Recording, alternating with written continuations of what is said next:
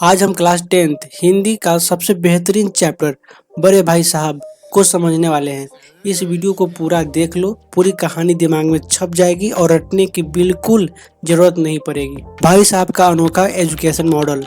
कहानी की शुरुआत में दिखाया जाता है दो भाई को। बड़े भाई साहब उम्र में छोटे भाई से 5 साल बड़े हैं, लेकिन क्लास में सिर्फ 3 साल आगे हैं।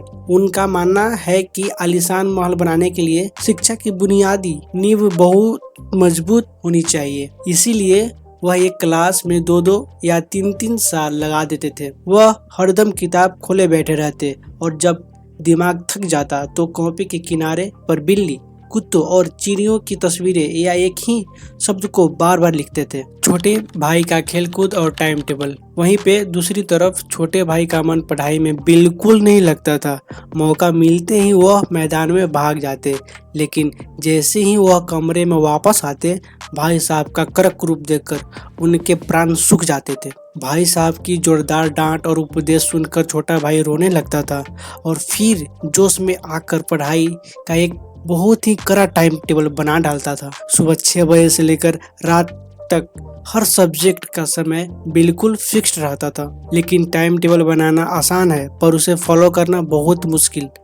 अगले ही दिन मैदान की सुखद हरियाली और फुटबॉल कबड्डी की उछल कूद उसे बाहर खींच ले जाती थी और पढ़ाई जैसे कि तैसी रह जाती थी। एग्जाम का रिजल्ट और घमंड का एंट्री। फिर आया सालाना इम्तिहान और ट्विस्ट देखिए, भाई साहब दिन रात पढ़ने के बाद भी फेल हो गए और छोटा भाई खेलते कूदते भी अपनी क्लास में फर्स्ट आ गए। अब छोटे भाई के मन में थोड़ा सा घमंड और आत्मविश्वास बढ़ गया। भाई साहब ने छोटे भाई के इस बदले हुए एटीट्यूड को तुरंत भांप लिया और उसे डांटते हुए बोले, क्लास में फर्स्ट आ गए तो क्या हुआ? तो बड़े बड़े चक्रवर्ती राजा रावण का भी नहीं रहा। घमंड ने उसका नाम निशान तक मिटा दिया। आगे भाई साहब ने डराते हुए कहा, जब मेरी क्लास में आओगे तो अलजेब्रा और ज्योमेट्री के लोहे के चने चबाने पड़ेंगे, इंग्लैंड का इतिहास रटना पड़ेगा। महज इम्तिहान पास कर लेना बहुत बड़ा बात नहीं है, बुद्धि का विकास असली शिक्षा है, जिंदगी का तजुर्बा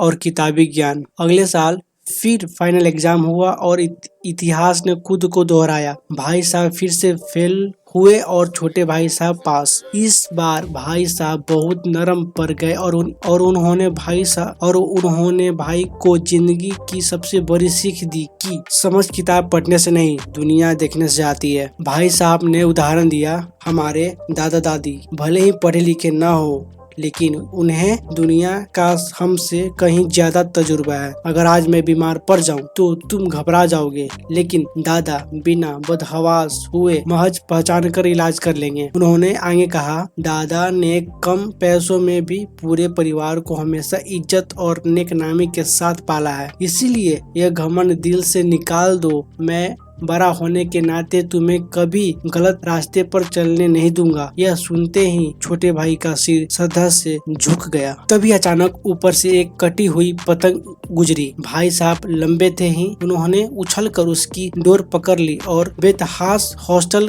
की तरफ दौड़ पड़े। वो बड़े थे, पर उनके भीतर भी एक मासूम बच्चा छिपा हुआ था। तो दोस्तों, प्रेमचंद जी की इस कहानी से हमें यही सीख मिलती है कि किताबी ज्ञान अपनी जगह है, जरूरी है, लेकिन बड़ों का अनुभव और उनकी व्यवहारिक समझ जिंदगी में सबसे ज्यादा कीमती होती है। तो दोस्तों, अगर वीडियो आपको पसंद आई हो तो लाइक शेयर और सब्सक्राइब जरूर करें और कमेंट करके बताएं कि अगले वीडियो किस चैप्टर में चाहते हैं।